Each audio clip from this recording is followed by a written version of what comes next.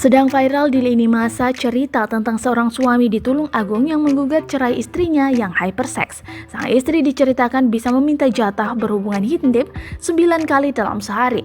Menurut seorang psikolog asal Tulung Agung, Ifada Nurrohmania, hubungan seksual yang tidak terkontrol pada seorang perempuan disebut nymphomania, namun sang perempuan sangat dimungkinkan tidak menikmati hubungan tersebut.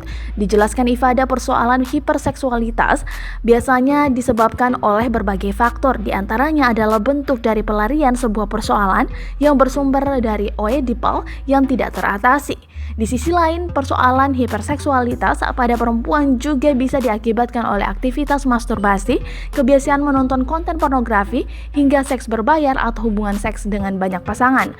Dalam ilmu kesehatan ada istilah hyperseks. Banyak yang mengartikan ini sebagai gairah seks yang berlebihan. Sejauh mana batasan hingga seseorang disebut atau menderita hyperseks?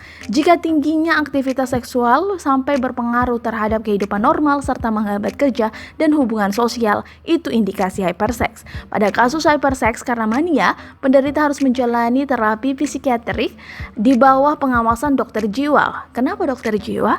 Ya, soalnya gangguan ini bukan semata-mata masalah hormon seks tetapi masalah kejiwaan.